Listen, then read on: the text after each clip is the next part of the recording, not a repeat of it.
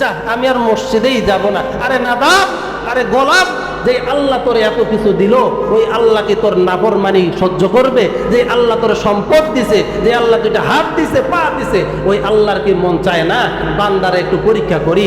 আমি আমার বান্দারে এত কিছু দিলাম, আমার কি মন চায় না আমি একটু আমার বান্দাটারে দেখি, বান্দাকে আসলেই আমারে ভালোবাসে না লোভে পইরা আমি সম্পদ দিতেছি, এই লোভে পইরা আমার জন্য সেজদা দেয়? আরে নাদান, আমার কি এই অধিকার নাই? আল্লাহ বলে, বান্দারে ধৈর্য ধারণ কর, ওয়াবাশশিরিস সাবিরিন, আমি আল্লাহ তোর জন্য সুসংবাদ রেখেছি।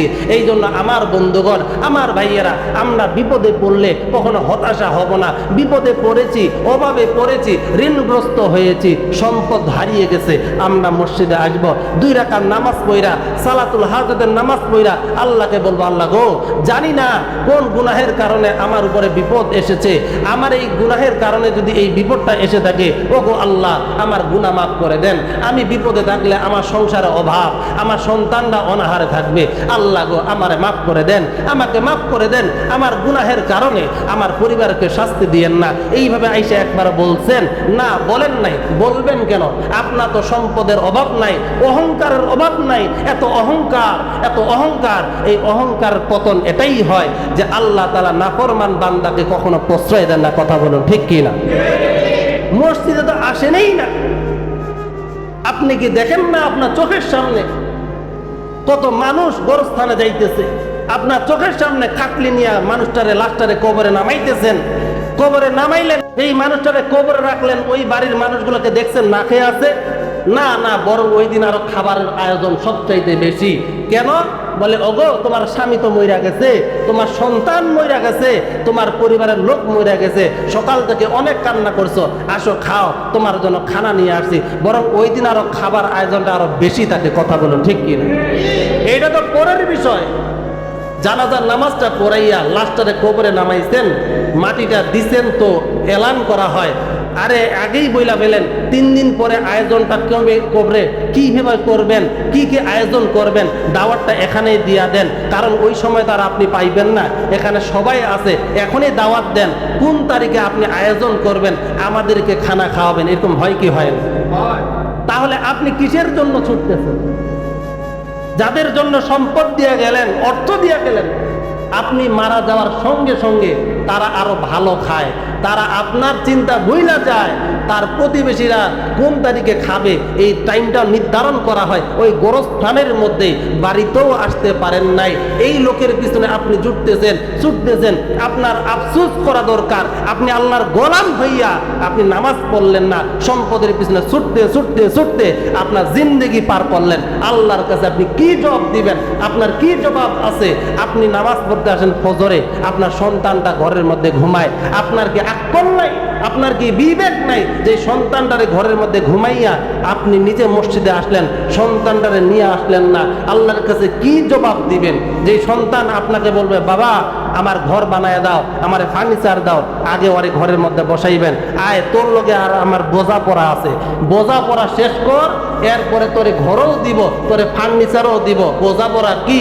তোর মা 2.5 বছর দুধ পান করাইছে, 9 মাস 10 দিন গর্ভে ধারণ করছে, তোর মা এত কষ্ট করে তোরে বড় করলো, আমি তোরে বড় করলাম, তুই আমার জন্য কি করলি? তুই কি 5 ওয়াক্ত নামাজ পড়িস? তুই তো কুত্তার মতো দাঁড়ায় দাঁড়ায় প্রসাব করিস।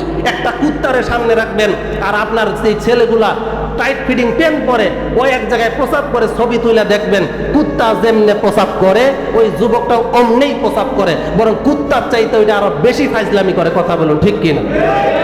কুত্তা তো এক জায়গায় প্রসাব করে, একটা দেয়ালে প্রসাব করে, আর এই যুবকটা বেহায়া, নির্লজ্জ, একবারে শয়তান, আল্লাহর জালেম শয়তান। এই শয়তানটা টাইট ফিটিং প্যান্ট পইরা সোজা তো দাঁড়ায় দাঁড়ায় 2 জন মিলে গল্প করে, দেখ আমারটা কত দূরে যায়, তোরটা কত দূরে যায়, আয় প্রতিযোগিতা করি। আল্লাহ লানত করবে এই শয়তানগুলোর উপরে, যারা পিতামাতার অবাধ্য সন্তান, পিতামাতা এত কষ্ট কইরা তাদেরকে অর্থ সম্পদ দিয়ে বড় করলো, 9 মাস 10 দিন গর্ভে ধারণ করলো, 2.5 বছর দুধ পান করাইলো, যেই মাটা, ওই মাটারে জাহান্নামে নিয়ে যায়, ওই বাপটারে জাহান্নামে নিয়ে যায়। এই শয়তানগুলা, এই সন্তানগুলারে এখনো সচেতন যদি না হয়, তাহলে এরাই কঠিন কিয়ামতের ময়দানে আপনাদেরকে টাইনা জাহান্নামে নিয়ে দেবে। কথা বলুন, ঠিক কি?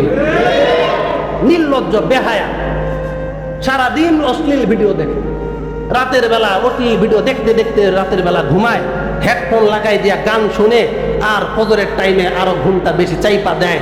এদেরকে দিয়ে আপনি কি চিন্তা করেন? ভবিষ্যৎ কি চিন্তা করেন আপনি?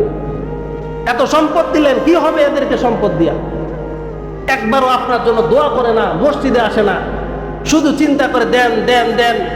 আজকে এখানে ঘুরতে যাব, নবীজি সাল্লাল্লাহু আলাইহি সাল্লাম বলেন যে এই যুবকটা নিজের স্ত্রী ছাড়া বেগানা মহিলার হাত ধরবে, হাতে টাচ করবে, আল্লাহর কসম করে বলি কঠিন কিয়ামতের ময়দানে এই আসমান জমিন তার উপরে চাপাই দিলে যতটা কঠিন হবে না, বেগানা মহিলার হাত ধরার সঙ্গে সঙ্গে এর চাইতে কঠিন আযাব আল্লাহ তাআলা তাকে দিবে। নাউযুবিল্লাহ। এই বেহায়া ছেলেগুলো কেমনে ভালো হবে?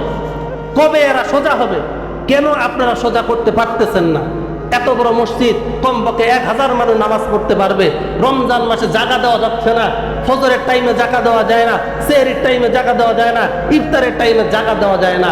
যেদিনে ঈদ হয়ে গেল 2 কাটারও পাওয়া যায় না। কথা বলুন ঠিক কিনা? শুধু যুবকদেরকে গালি দিলে হবে না, আপনারাও শয়তান। আপনারা যদি শয়তান না হইতেন আপনাদের সন্তানরা শয়তান হইতো না। আপনারাই তো চিন্তা করেন না আমার কবরে আমি কি জবাব দিব, আমার সন্তানটারে কেমনে ঠিক করব। আপনি তো ফজরের নামাজ পড়েন না, আপনি তো চিন্তা করেন না আমার কবরে তো আমি না খেয়ে থাকার মতো হবে, আমাকে আল্লাহ তাআলা আগুনে জ্বালাবে, আমাকে জ্বালাইতে থাকবে, পাথর দ্বারা আঘাত করবে, বড় বড় পাথর দিয়ে আমার শরীরে আঘাত করবে, এই আঘাত সহ্য করা আমার দ্বারা সম্ভব না।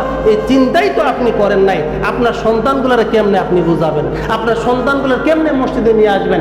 আগে নিজেই মসজিদের বারান্দায় আসেন। কারণ আমি যদি এগুলো না বলি তাহলে বলবোটা কি? শুধু সুর দিয়া ওয়াজ করলাম আর আপনারা বলেন বাহ অনেক সুন্দর ওয়াজ। এটা তো চলবে, কারণ সুরও লাগে, মজাও লাগে, নূরও লাগে। নূর না হইলে সুর চলে না, সুর না হইলে নূর চলে না, একটা আরেকটাকে ছাড়া যাবে না, উভয়টাই লাগবে। কিন্তু আমি বলতে চাই, ও বাবা, ও আমার মায়েরা যারা শুনতেছেন, আপনাদের সন্তানদেরকে এখনই ঠিক করেন। আপনার সন্তানরা এখনো আপনাদের নিয়ন্ত্রণে আছে, তাদেরকে এখনো মসজিদে ডাইকা ডাইকা নিয়ে আসেন। কারণ এই সন্তানগুলোই এক সময় আপনাদেরকে টাইনা টাইনা জাহান্নামে নিয়ে যাবে। কারণ কি? তারা ডেকে বলবে আল্লাহ, আমার বাপ আমার একবারও নামাজের জন্য বলে নাই, আমার বাপ একবারও আমারে বলে নাই এ বেটা পায়জামাটা উপরে উঠা, টাকলোর উপরে উঠা, একবারও বলে নাই। আয় আল্লাহ, এই বাপ আমার একবারও নামাজের জন্য ডাকে নাই, আমার একবারও বলে নাই আমি যখন ফুর্তি করতে গেছিলাম, আমি যখন অবৈধ কাজ করতে গেছিলাম, আমার বাপ আমার একবারও নিষেধ করে নাই, এই জন্য আমি করেছি। আল্লাহ বলবে তাহলে তোর বাপরে নিয়ে আয়, তোর বাপরে আগে জাহান্নামে দিব, এরপরে তোরে জাহান্নামে দিব। এই জন্য আপনারাই বলুন, আপনাদের সতর্ক হওয়ার দরকার আছে না নাই?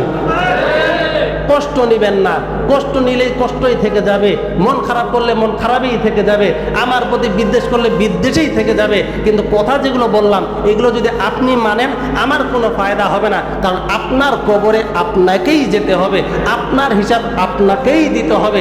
আমার কবরে হিসাব আমি দিব, আপনার কবরে হিসাব আপনিই দিবেন, একজন আরেকজনের হিসাব দিবে না। আরে